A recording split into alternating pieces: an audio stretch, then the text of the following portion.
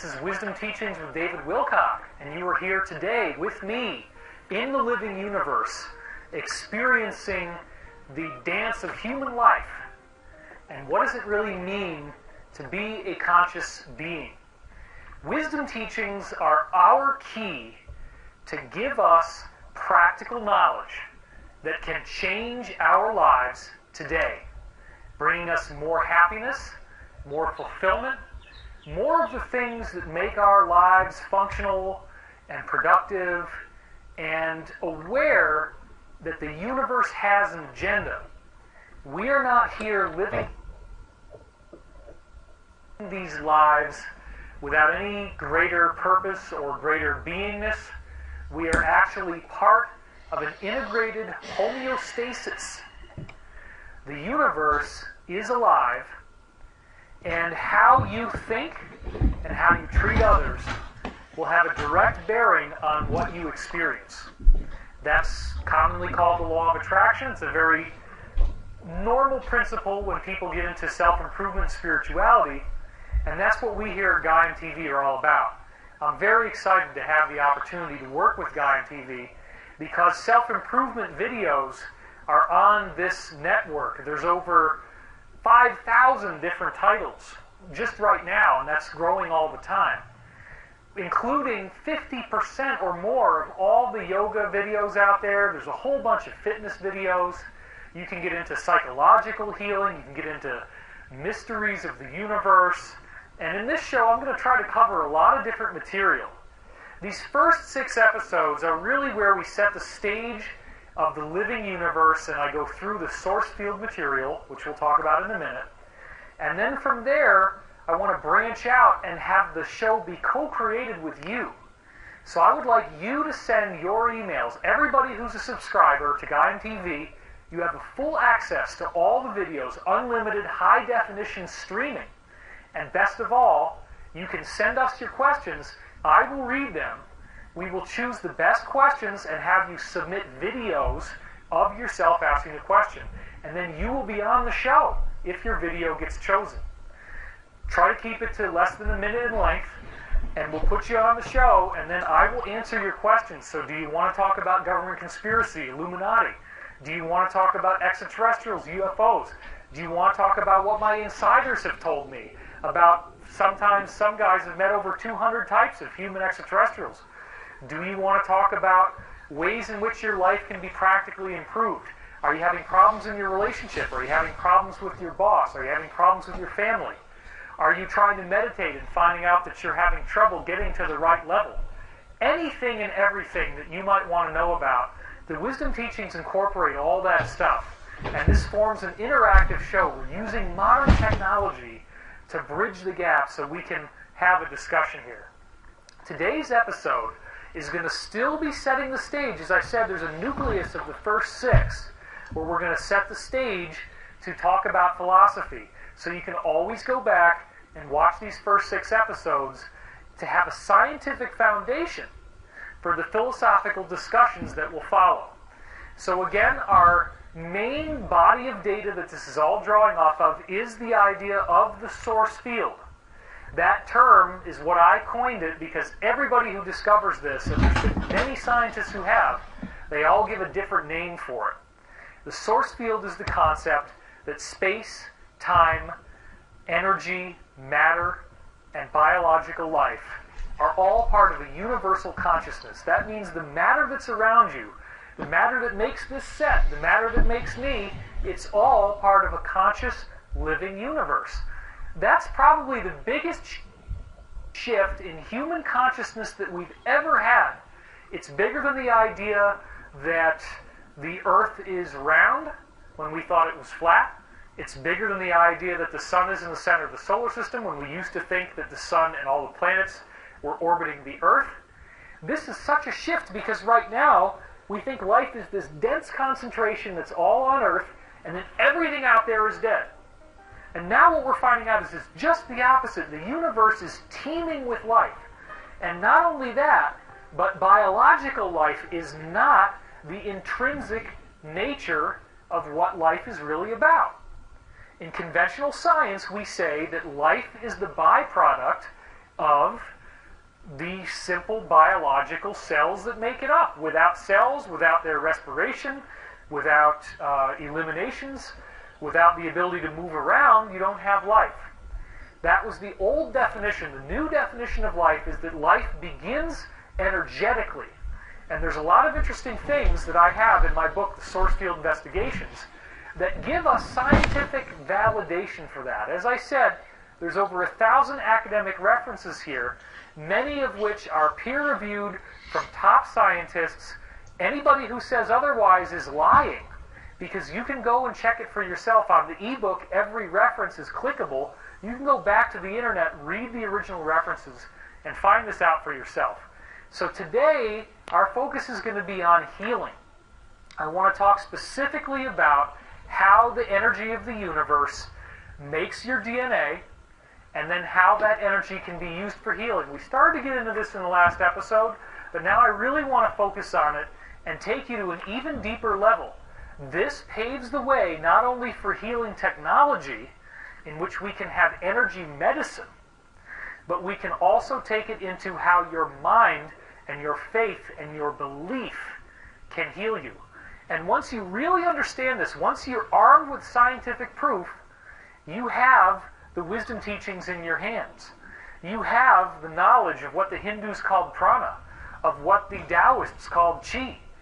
And you can see how that knowledge can facilitate your own healing.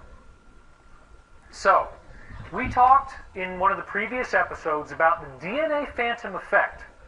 This is what we see if you have an empty room and you shine light into the room. Each one of these dots here is a photon. That's where the light would naturally go if you just shine light into a little bitty room and there's no DNA there. But when you put DNA in the room, look at this. Every single photon in the room is captured and absorbed into the DNA molecule. That's bizarre. That's not something that conventional science tells us should happen, but it does.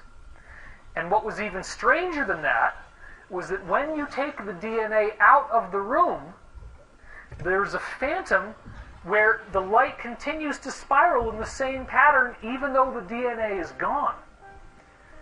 That is really, really bizarre, but it's been scientifically proven. And what's strangest of all is the phantom lasts for a month. That means that if you're sitting there watching this show right now and you get up and go to the bathroom, you're going to have an energetic phantom that will last for a month where you were sitting. Now, that's not easy to think about because you're not used to this, but if you could get the room dark enough, your body would actually leave behind a glowing phantom. As I said last time, you have trillions of DNA molecules in your body. There's 10 trillion human cells, and there's 92 DNA molecules per cell minimum, not including mitochondrial DNA. So you have a minimum of 920 trillion DNA molecules, and Dr. Fritz Albert Popp discovered that there's 1,000 photons per DNA molecule. Wild. So you have a countless amount of photons, something like 9.2 quadrillion photons, or even more than that. I don't know. I got to add up the numbers. I'm doing this off the top of my head, but the point is that you could give off billions of photons just like that, and it wouldn't even amount to anything. So you have the ability to be sending these photons around. Now this gets us back to the idea that if DNA can be formed out of a wave, right? Because the DNA is pulled out of the room, but the light is still being captured, that suggests that there is a wave that's holding that light in place, and it doesn't require the DNA molecule to be there. Think about it. The DNA molecule isn't necessary. There is a wave that may be taking atoms and molecules from its environment and spiraling them together to make the DNA out of what was formerly non-living material. So I want to talk today about how that knowledge can be used for healing. The code of the human body, the code of what it takes to make you, could be around us right now, just like satellite TV signals, broadband internet, radio waves for AM and FM radio. It's all around us all the time. But what we don't usually see is that that potential can be used to make life out of non-living material, and it can actually be used for healing. Healing in the conventional scientific view is something that's the result of getting enough oxygen, getting enough sunlight, getting enough nutrition, making sure you're properly hydrated, making sure that you breathe enough, making sure that you get the things that your body needs in terms of medicine, vitamins and minerals, nutrition, etc. But there is an energetic aspect to healing.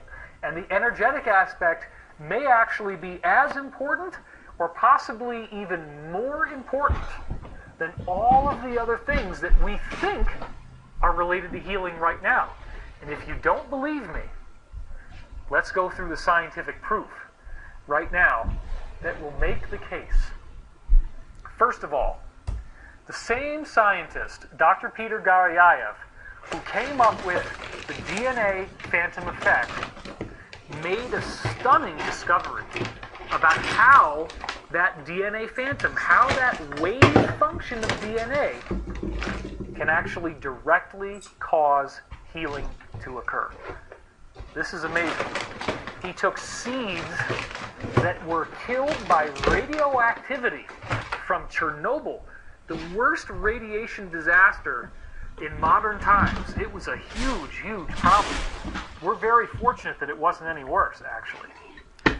Now, you take one of these seeds from Chernobyl that was killed with radioactivity, and here's the trick. He treats the seeds energetically. Now, remember, these seeds are dead.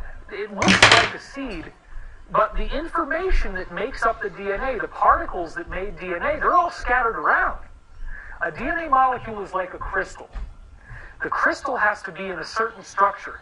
What we would consider to be death, clinical death, is where those crystals start to break apart and the molecules that make up the DNA start drifting off to the wrong place. What if there was a way to take those missing molecules that have gone to different places and start bringing them together and corralling them, much like you're herding sheep back into their little corral? This is what happens when you take laser light and shine it through healthy seeds and then beam that laser light from the healthy seeds into the seed that's destroyed. All he's doing here is beaming in that light, and through no other means but just that, there is a complete restoration. The dead seeds come back to life and are healthy and rejuvenated. Now, if you don't see the implications of what I'm telling you, then you're not paying enough attention. Because what I'm telling you is this was death. This is the boundary that should never be able to be come back from. That seed is toast.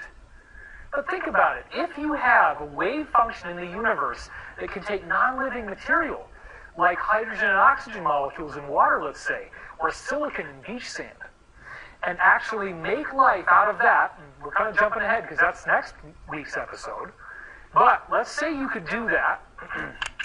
It's going to happen. Once we get that knowledge in place, we're seeing that, hey, a seed's got most of the ingredients it already needs to be alive. Most of the stuff that we need to make the seed is already there. It's just sort of like you got to solve the jigsaw puzzle. The pieces aren't quite right. You beam in this energy, you beam in this light. It says, you over there, you're supposed to be here. You over there, you're supposed to be here. Now, okay, how does that work? I said that the DNA phantom effect is like gravity. You have a DNA molecule and it's hungry for photons. You stick it in that little room, the photons now are being bent into the DNA molecule. They would normally go wherever they want to go, but the DNA actually captures them. So think about the fact that when you look at a stream on the side of a mountain, let's say, you walk up to that stream, you look down into the water, what are you going to see? Most of the time that you look at a stream, you see rocks. How did the rocks get there? Do rocks have some sort of weird magnetic property that attracts water? It's a joke. It's a stupid question. Obviously, if you think about what happens, you get a big rainstorm, right? And gradually the rain erodes the soil. There's rocks in the soil. Eventually, you get enough of a rainstorm that the rocks pop out of the soil and they roll with the current of the water as it flows to the lowest point. The rocks roll into the bottom of the stream. And that's why they end up in that position that they're in. So you see where I'm going with this?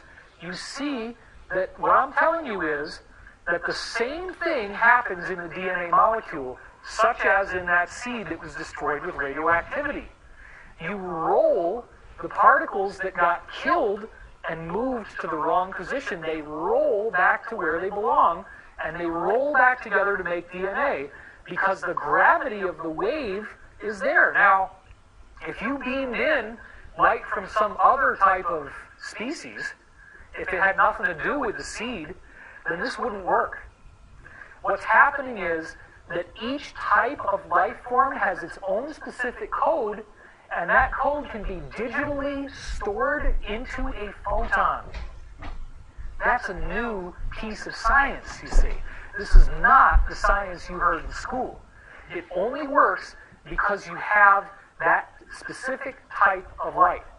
But even when you have a plant that already has been destroyed and you don't beam it with any light at all, interesting things will happen. Check out this next slide.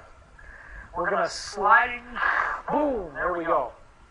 What we got here is the most common plant that we see in the laboratory research experiments that are done on vegetation. This is a mustard weed called Arabidopsis. It's been studied by hundreds and hundreds of scientists going back for decades. What we're looking at here is a very common experiment that is done on this mustard plant. If you look at the top and you notice these blossoms here, you'll see the flowers. This is a typical mustard flower. That doesn't look right, does it? There's something wrong here. Well, that's a mutation. These shouldn't happen. These holes don't belong there. That's really messed up. Whereas down here, this is a healthy mustard weed. This is a healthy Arabidopsis plant, as opposed to unhealthy. Now, they do this, they make these mutations, and what was found over 25 years of research was that these lab-induced abnormalities spontaneously healed themselves approximately 15% of the time. There was a spontaneous genetic repair that fixed the DNA. Now, what am I saying? If you have that mutation, you can start that mutation from a single cell. You can clone one cell. That cell never had the DNA information to make it not mutated. The code was taken away from the very first cell. You have a whole plant that grows to adulthood. It doesn't have the DNA information. In conventional biology, it should never be able to heal itself. And yet, over 25 years of time, 15% of all the laboratory plants spontaneously healed.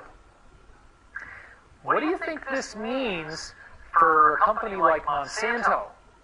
You know what I'm talking about. Terminator seeds, right? Really dodgy stuff here. They are trying to make seeds that will never be able to reproduce so that they can control the food supply, and if you don't pay them, then we starve. But what we find out is that nature will always find a way. It's impossible to stop this from happening. And the reason is that mustard weed is around you right now.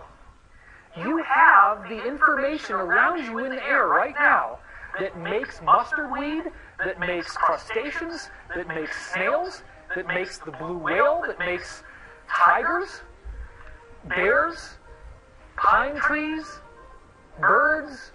The information that makes everything on Earth is around us right now. In my book, Sourcefield Investigations, I show very intriguing scientific research that shows that all of the different types of species on Earth are very similar to each other in terms of the DNA code. You only have to alter it a little bit.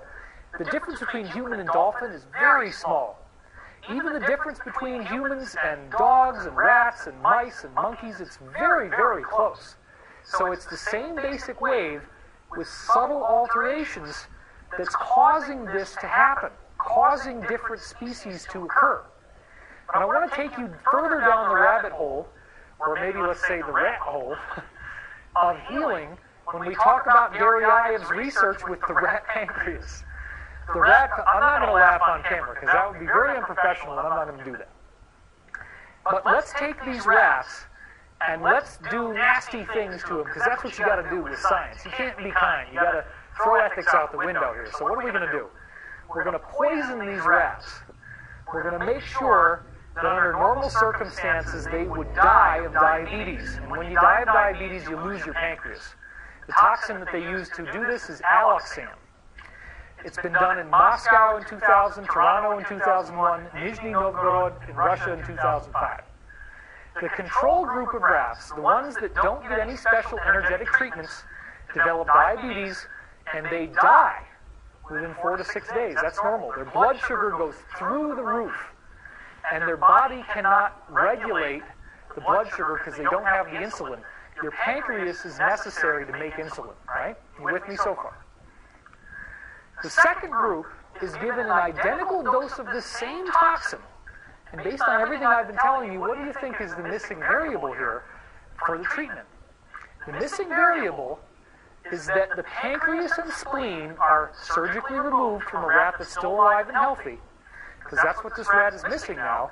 He beams a laser through the spleen and pancreas, and he redirects that light into the rat that had the missing pancreas. The pancreas is not even there. If you autopsy that rat, there's no pancreas. The blood sugar level normalizes and the pancreas completely regrows out of the existing cells in the body. Even though technically, if there's no pancreas, there's no pancreatic DNA, there's nothing to grow. There's no pancreas there. Even though maybe the DNA molecule should have the instructions for the pancreas, we're not used to the idea of organs regrowing in the body. If you're missing an organ, you've got to get an organ transplant.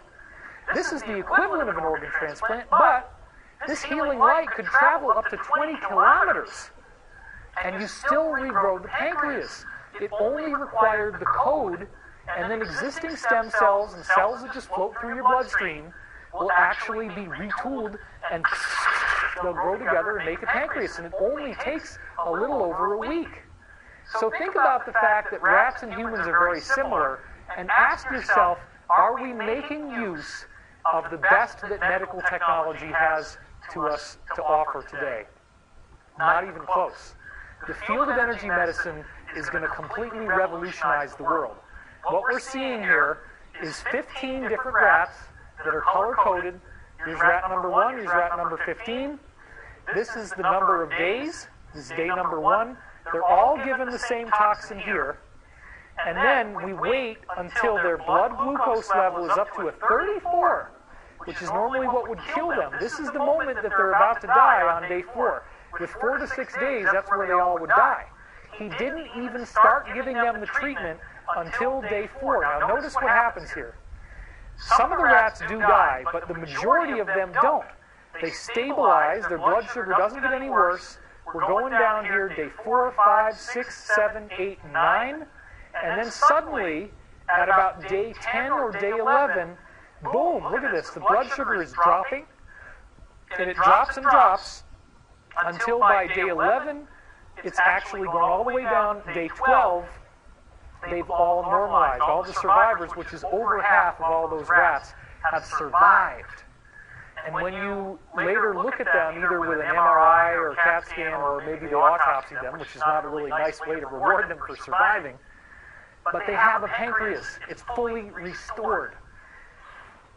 It only takes 8 days.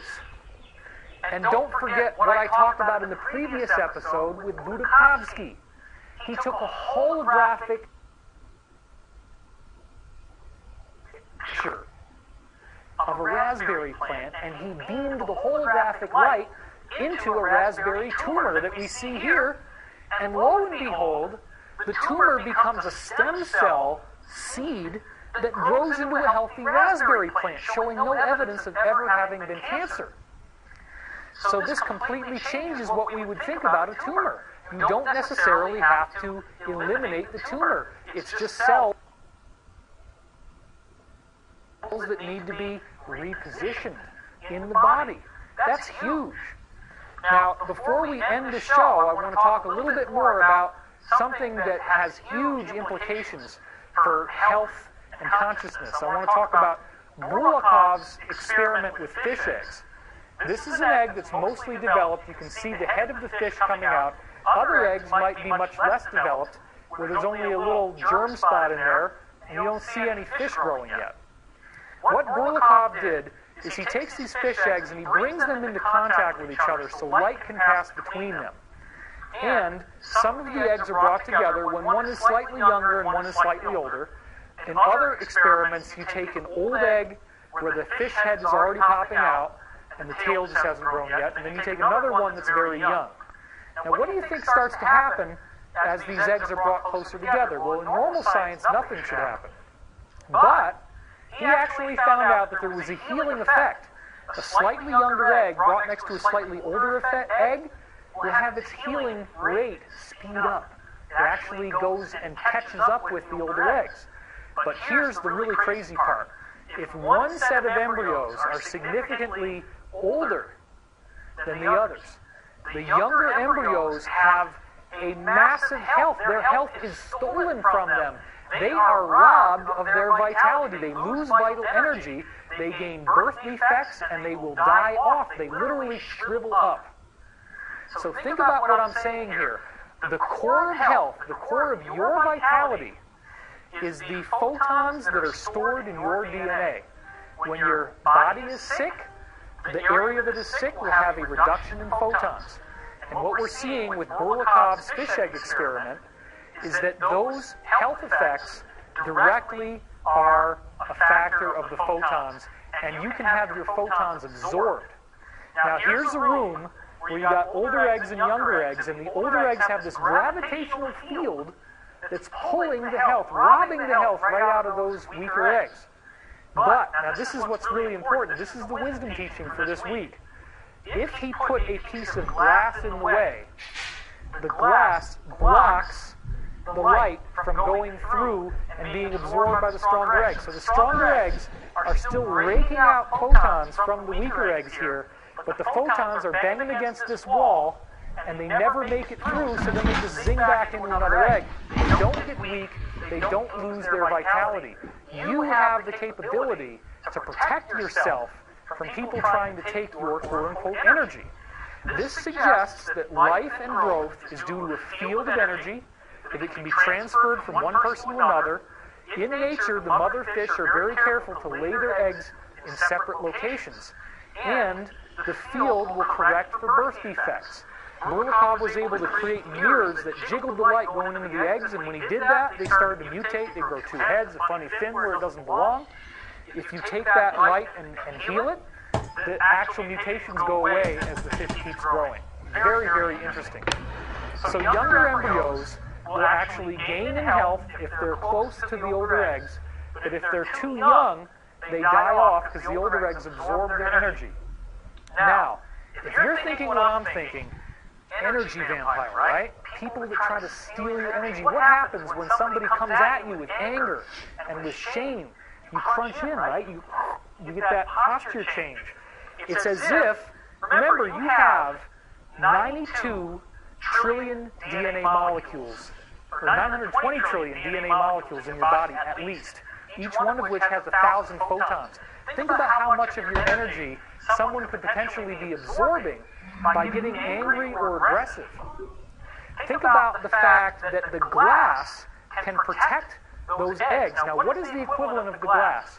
I'm going to argue, based on the meditation effect that we had in a few episodes back, that the positive attitude changes everything. If 7,000 people meditating can reduce global terrorism by 72%, then when you go into a state of meditation, you're up-leveling your frequency that protects your DNA from losing its photons. So if somebody comes after you in your life and they're trying to humiliate you and attack you, you don't need to have a weak response. You don't need to over-apologize. You don't need to feel scared or afraid. You can lovingly acknowledge where you've done something wrong. You can respect the person.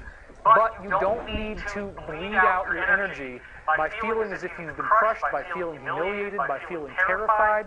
You can lovingly be accountable, but keep your frequency high, keep happy, keep your energy up.